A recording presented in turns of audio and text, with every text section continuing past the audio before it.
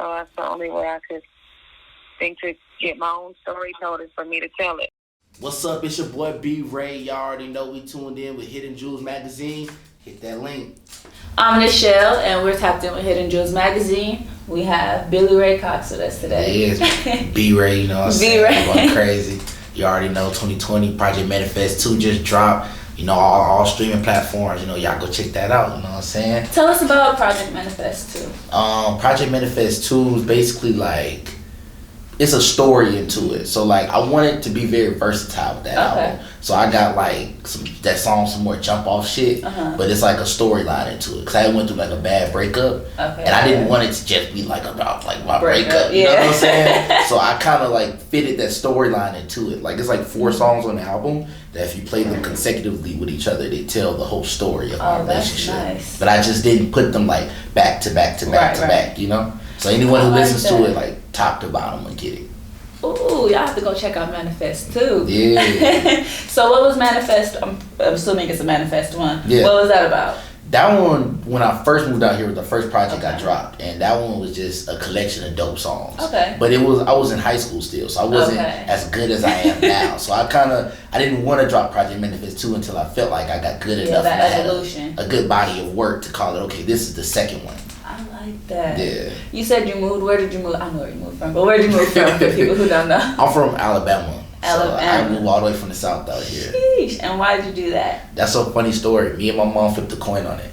Really? Yeah. Like heads and tails? Yeah. What were you? My mom, well, I was tails, but my mom, she was going to school to be a nurse. Okay. And when she graduated school, she was like, we ain't gotta live like this no more. We ain't gotta live in Selma no more. So he was like, flip a coin. She wanted to go to New York. I ain't gonna it's cold as hell in New York, you know what I'm saying? That's true. That snow ain't no joke. Yeah, so I was like, I'm not trying to adjust to that shit. So I was like, we was just butting heads on it because I was like, I don't want to go to New York. And she was like, I was like, I want to go to California. You said pick a state. So we was like, all right, flip a coin on it. And then I lost, and then my sister won. Okay, your sister won from Cali too? Yeah, so I lost once, and then my mom was like, yes. And then my sister was like, I ain't even flipped yet. Beat her ass twice. I was like, let's go. She couldn't say nothing. Like, all right, I guess we going to Cali, you know? Oh, that is a funny story. How is your relationship with your mom, and how has that helped you, you know, with your music? My relationship with my mom was like super strong. See, me and my mom got like, that's my mom, but that's like my homie. Yeah. You know what I'm saying? Yeah. Me and my mom got like that type of dynamic because she been like my number one supporter when it comes to music. Like, first studio session I had, I was just like, look, I already found the place, already found the guy, already know how much the prices are, all I need is the money. And she didn't even know I rap. She was just like, all right. And then she just figured out I was good at it. She was like, yo, you're dope. She just trusted you. Yeah. That's beautiful.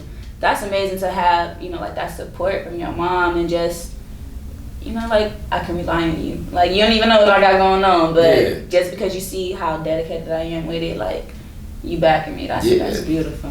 And your little sister, how is that? Well, I'm the youngest in my family, so I got 2 bigger sisters. Oh, you do? Yeah. How was that growing up in a house full of women? Man, it's a lot, man. It's a lot. It's a lot. It's a lot of like, it was a lot of turmoil all the time, you know, we in a house full of women, you know, but I don't know, I'm very respectful to women because I was raised around strong black women, so I'm respectful like that, you know? Yes. That kind of gave me that subconsciously, you know? I love that. You should always respect the black woman. You already know, you know. Yeah. So when you came to Cali, how did you feel? When I came to Cali, this is crazy, all right? When I first came out here, it was the most conflicting feeling I ever had in my life. Like, it was 2 reasons it was conflicting. The first reason, where I'm from, I only grew up around black or white people. Yeah. That was it. I never grew up around Asian people, Hispanic people. It was either black people or white people. And the white people stayed like in the nicer place. We stayed in the inner city, you know? So I really just grew up around niggas, you know what I'm saying? That was just so when I first moved out here, that threw me off because there's so many different cultures out here. So many. And then the second thing that threw me off, because it's not like, I lived in the hood in Alabama. Yeah. But I moved out here to Santa Monica, which is like the suburbs. Yeah. So it was conflicting because I was trying to stay myself. I was like, I'm from Alabama. I'm over here with these. At my school, I was looking at everybody as like bitches. I was like, they not like that, you know? My standard. But it was a conflicting feeling, and it was like something I had to get over because it was like, I was trying to be that. But just because you grow up in a certain environment, don't make it correct. But how do you tell somebody that if that's all you know? You know? It's a learning experience. Yeah, but as I grew and as I got older, I had to come to a lot of I had to realize a lot of stuff. Like for high school, I couldn't walk the stage for high school. I had to go to summer school. Yeah. And like for me, my main goal was like nobody in my family could have did it. So I was like, I'm gonna do it, but I couldn't do it because I was too busy trying to be from Alabama. Right. You know what I'm saying? So trying it was, to keep that piece of yourself. Yeah, so it was like super conflicting. It was like, damn, who am I? Like this is where I'm from, but that doesn't make it right because I'm from there. You know? Right. Yeah. So. Ooh, I agree with that because majority of my life I grew up in South LA, Crenshaw District. You feel me? With black people. A whole bunch of black people. Yeah, we had. Like, I would see Hispanics. I would possibly see some white people here and there. But not really, you feel me? That's not my neighbor. That's not. Until high school, I moved to Lakewood. My mom got a new job in Long Beach. So we moved to Lakewood. Yeah. That's full of white people with money. That's full of Asians with money. And it's like a whole different thing. It was my first culture shock because it's like I'm really around all these different people. Yeah. It's like, well, it was weird to me because they spoke differently. We just a few miles away. You feel me? You from a whole different planet. I'm from, you know what I'm saying? It's like a whole different planet where I'm from. It's so weird because it's like when I first came out here, like in Alabama, like you didn't want to be the kid who raised your hand and knew all the answers. Okay.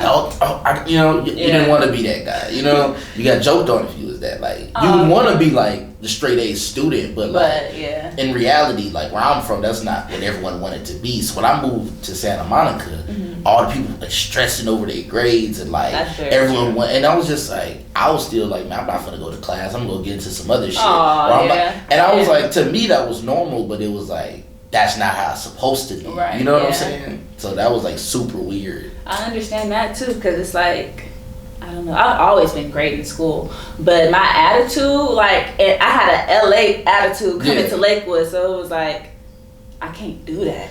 Because these teachers ain't you put up with me how my teachers put up with me out there. So like you, I had to come to a lot of realizations, and I really had to do a 360, but it wasn't until my little sister, my mom had my little sister, that I really, really did like a 360 with my attitude and just like my perception of stuff, because now I really got somebody looking up to me. Yeah.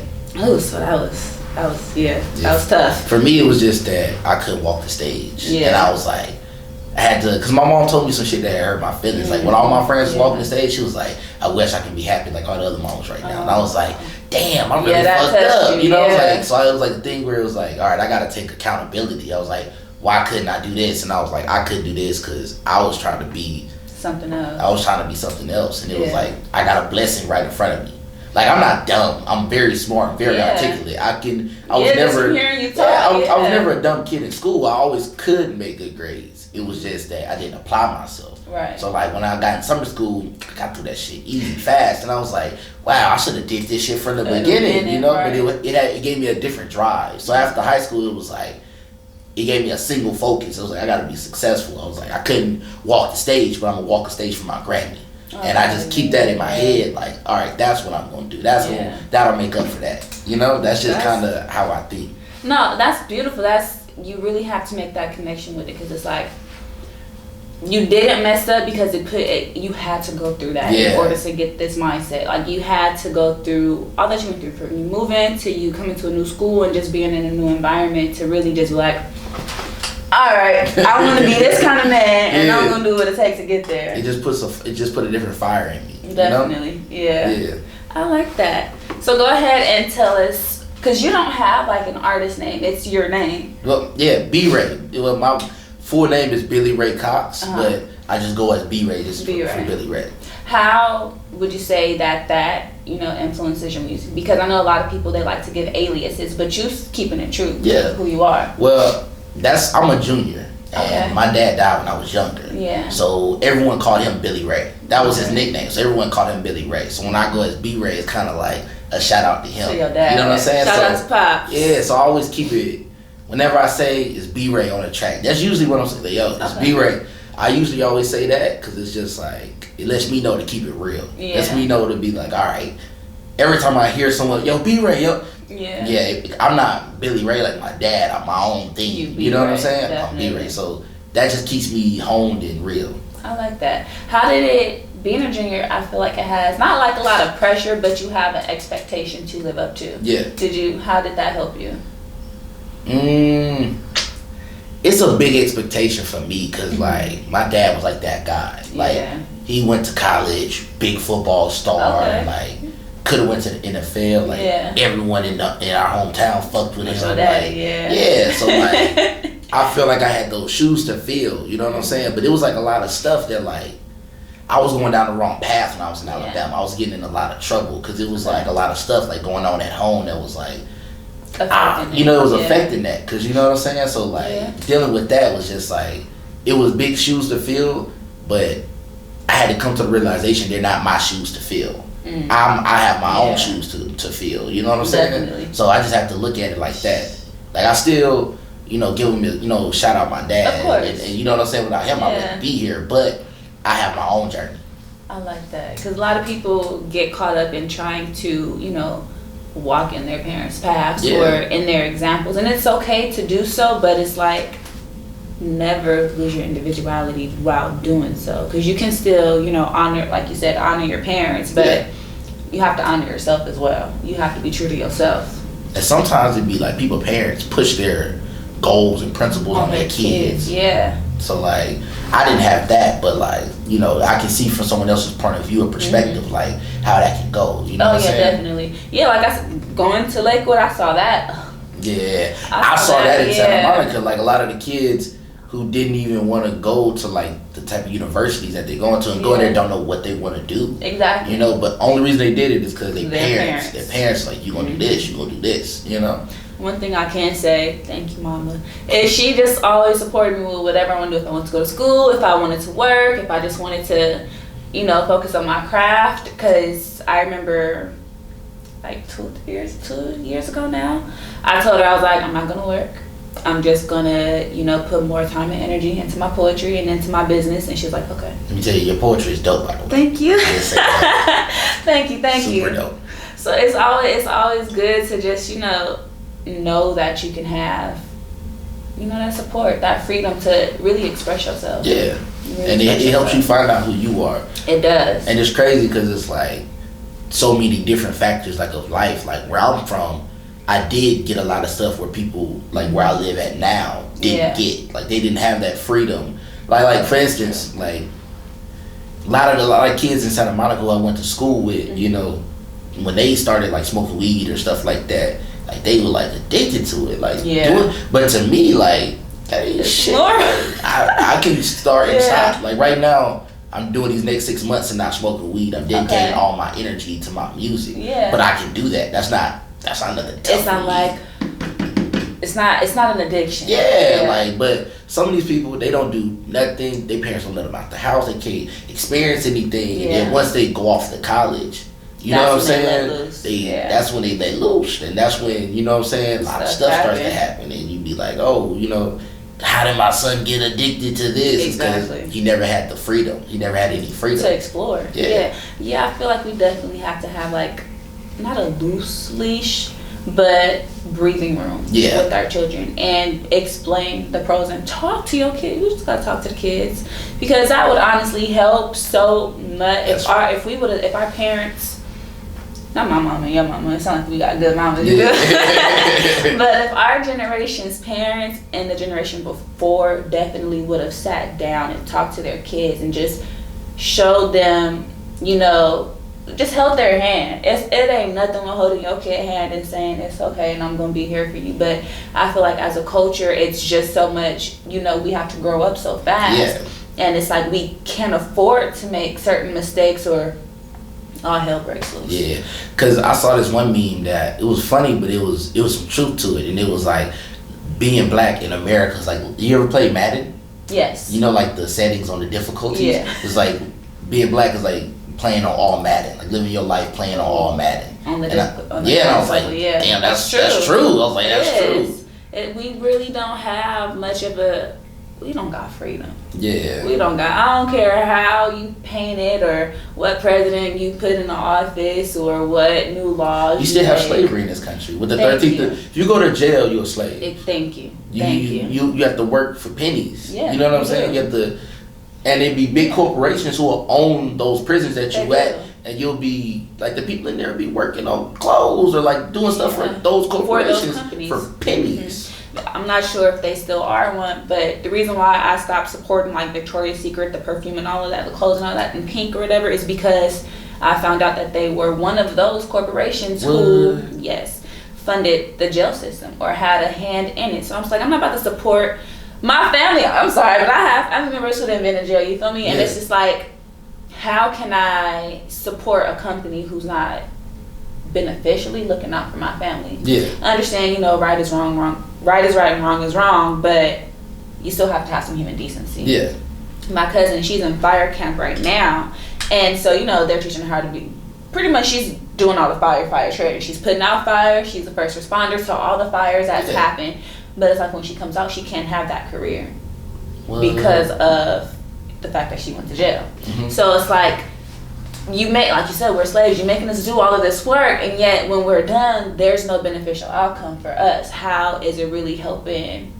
People say like when you go to jail, like especially politicians, like their goal is for you to go to jail and to come out. But the way it's a business, it's meant for you to go out, fall on your ass and get right back into inside. It's a business. It's a whole circle. It's not, it is. Hard to figure out. Like at all.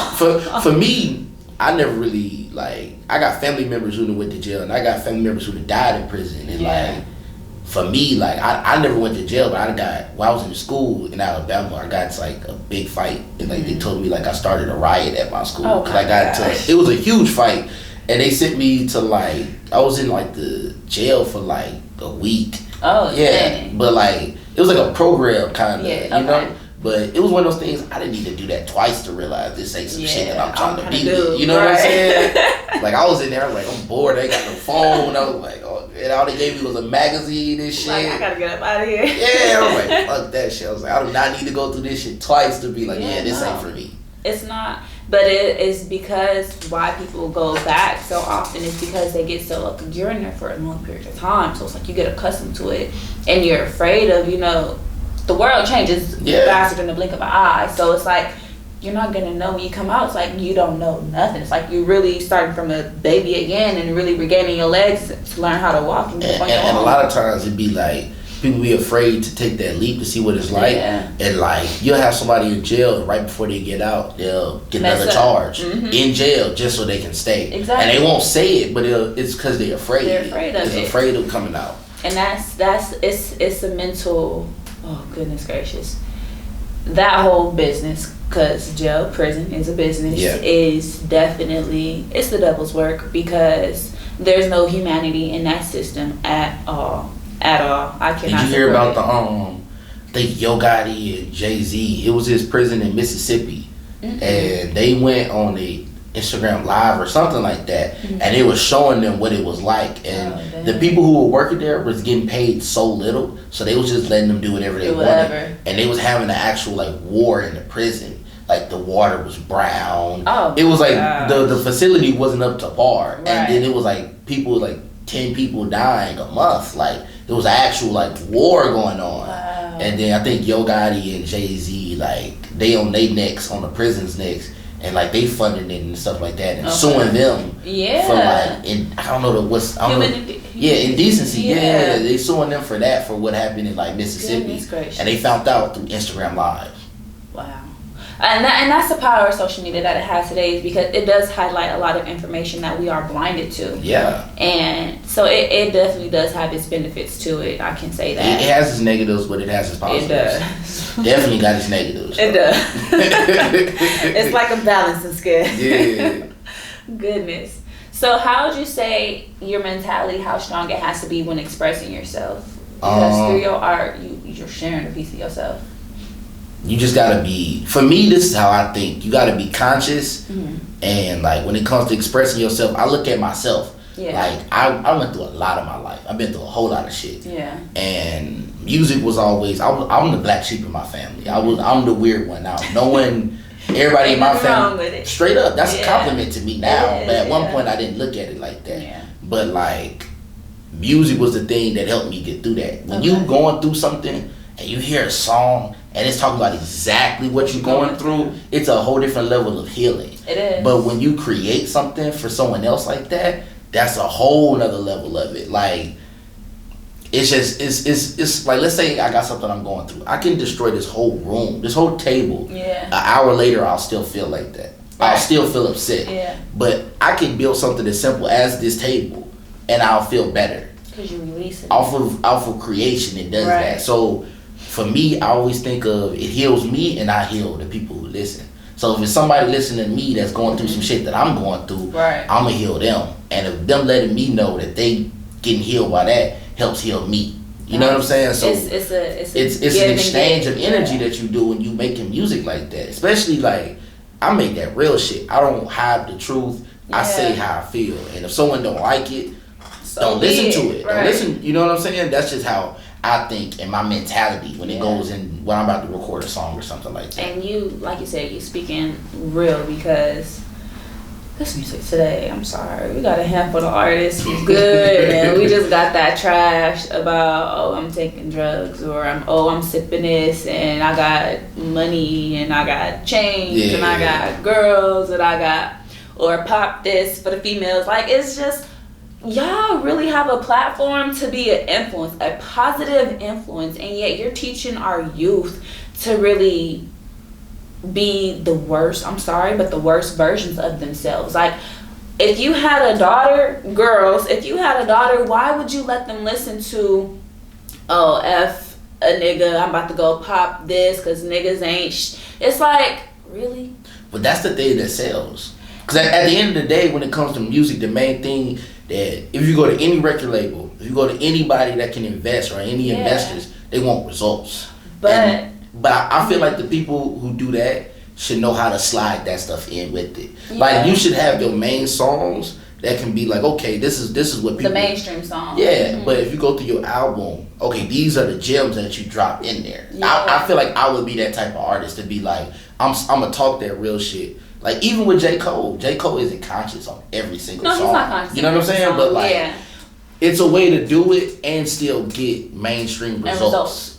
But I will say this, it's like, at some point, when are we going to stop selling ourselves and letting these white companies control what we're putting out? Because let's face it, all the artists that we listen to as a black culture, we got black artists. Yes, we may listen to some white artists or some Hispanics, but our culture that you see on the magazines, that you see in other people wearing and everything, it's from the black culture. Yeah. So these record companies, these white companies are targeting the black families, are targeting the black cultures to make these kids think that it's okay to go ahead and just drown your sorrows or suppress or whatever with these drugs. Yeah. And these girls to be out here just selling themselves because their target goal is to break up the black families. It's to break down the black man and the black woman. That's true. So it's like, at some point we just got to be like, okay, the money isn't worth it, because children are the future. Let's face it, kids are the future. So you really got to bring them up the right way, because money is it's materialistic. It's gonna come and it's gonna go. It's not,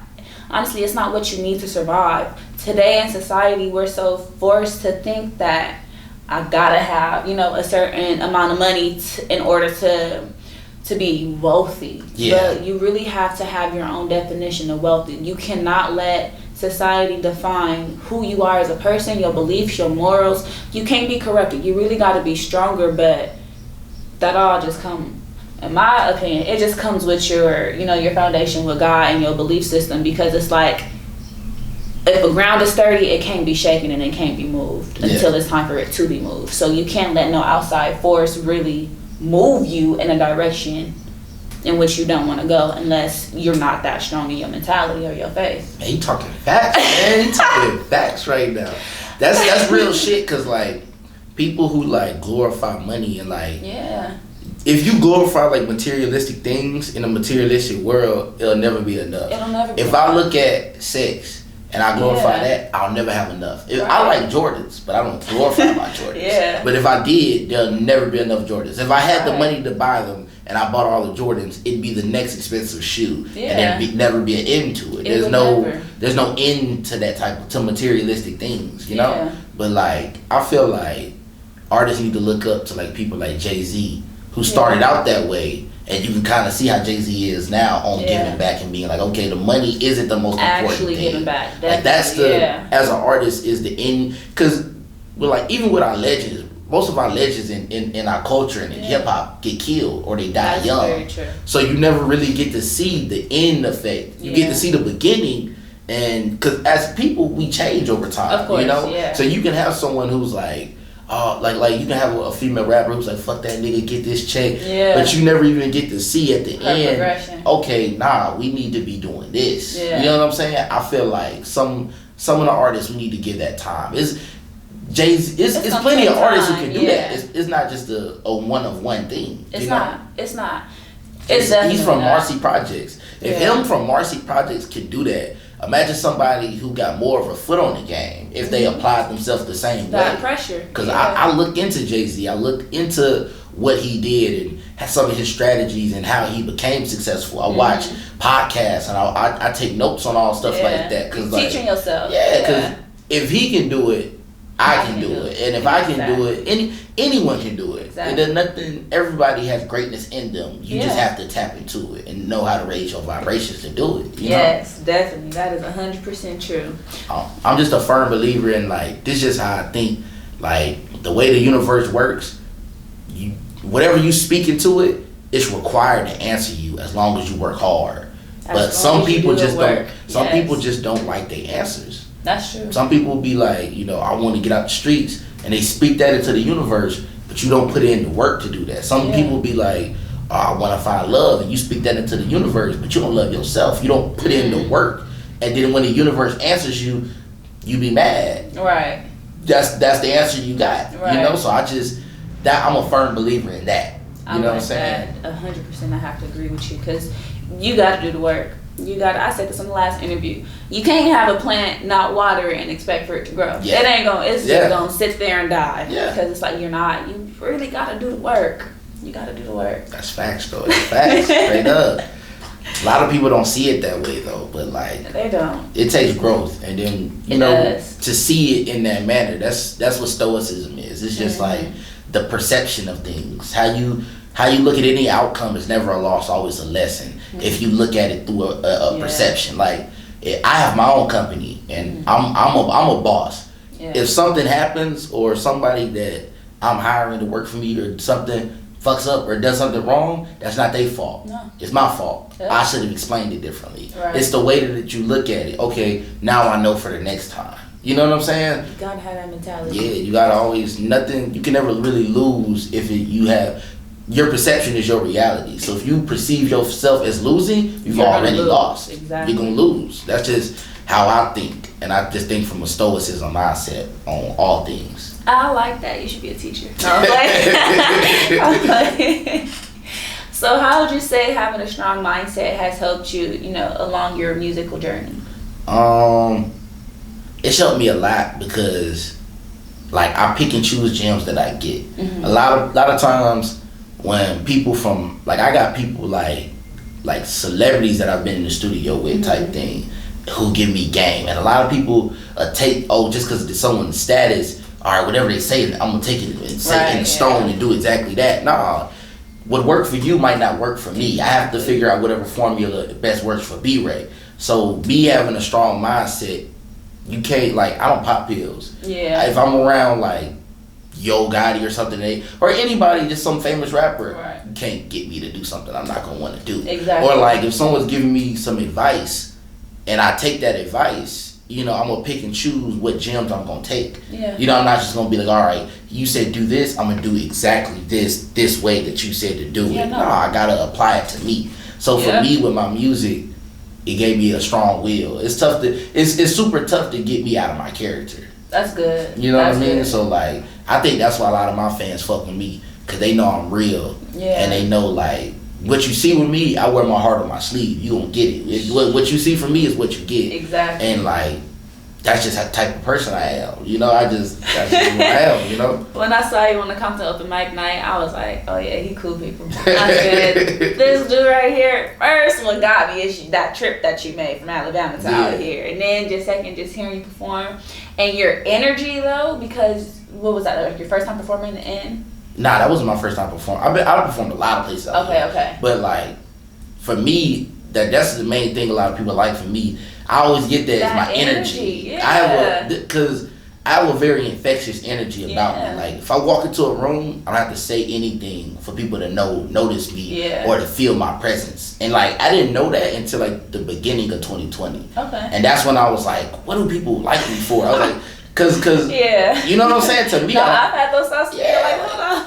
And then like, I just came to the like realization. I was like, what's the common denominator that everybody like ends up saying? Like, it always goes back to the type of energy that I put into it. Mm-hmm. And like, that's when like, you know, I could talk about having high vibrations and talking about what my energy is and being a master of my energy. Cause the beginning of 2020, I was on it. I was like, what? I don't need to be a master of my energy. If this is what everyone likes, if I can control this, like you can talk yourself into a good day and talk yourself just into a bad day the exact same way. True. And your energy is gonna fluctuate like that, you know? So for me, like, I just had to learn how to be a master of that and how to control that. Like, I wake up every morning and I just, you know, tell myself I am him. I am confidence. I am that. And it starts to snowball for the rest of my day. You know what I'm saying? And like, I don't know, people see that when I come into a room. They see how my energy is and they can feel it. I don't have to say anything. Right. You know what I'm saying? It's an overflow. Yeah. It's a positive overflow. Oh, goodness gracious. How would you define wealth and success? Well, wealth and success, I'm gonna define them as separate. Mm-hmm. But, of course. But wealth is just generational, like money. That's how I look at wealth. If you're wealthy, your kids are gonna eat off that. Yeah. And that's what I look at as wealth. But success is contempt. Okay. Like, for me, I set the bar high for myself because I hold myself to a high standard. Right. So like, whenever I perform places or I never compete with anybody that I perform with because I set myself at a standard that I'll be like, all right, this is the pinnacle. If I can't reach this, then that wasn't a successful show. Yeah. You know what I'm saying? Mm-hmm. So for me, what I look at success is just something that you can be content with. Even if you don't, you know what I'm saying, make $1 million, you can still be successful if you have a good family. If you create a family and you be like, all right, I'm content with this, you're successful. You did what you wanted to do. Yeah. So I look at success in a form of contempt, and like that, whatever you can be content with and be like, all right, I'm proud of that. Yeah. That was success. That was a success. Don't matter the money. Don't matter what anybody else think. How you feel and you're content with something, that's your success. That's just kind of how I look at it. I like that answer. I do.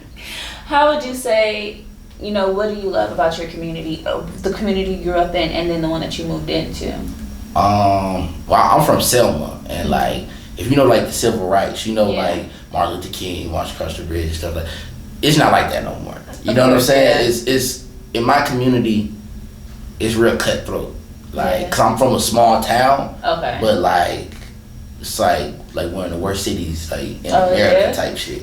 You know, it's like, I think they did a study on it. It was like the 7th or like 6th worst city. Like, cause it's a lot of murders that go on in my city, and it's a small town. Right. You know, so like, where I'm from, it instilled a lot into me. It made me hard body. Like, physically, I used to get into it a lot, but it made me like super sharp. You know what I'm saying? Yeah. But it also gave me like you ever heard like Southern hospitality? Mm-hmm. Like that's a real thing. I didn't know that until I moved out here.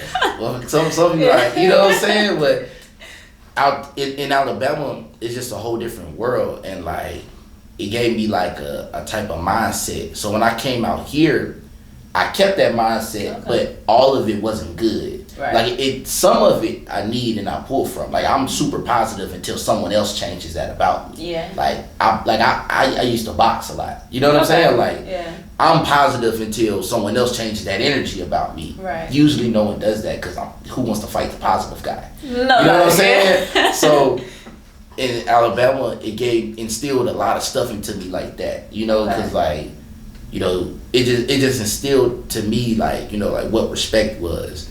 You know, how to ways to go about it in like, you know, certain situations, like how to handle yourself. But then when I moved out here, it was like a coin flip, like the other side of it. Like you don't have to be like that 24/7. Yeah. Like you having that switch to turn it on and turn it off is what like my community out there, my community out here taught me. Cause like no one at my school, cause I went to Santa Monica High School, no one at my school was really like that. Everyone, nothing wrong with that. There's nothing wrong with that. Like that's a good thing. You don't want to, you know what I'm saying, be, you know, aggressive, you know? Yeah. But like and saying your toes all the time. Yeah. You don't that's not a good thing. That don't work well in business. You know what I'm saying? Right. So like when I moved out here, it gave me the flip side of it to be like, okay, it's a whole different way that I can go about things. And now I got like the best of both.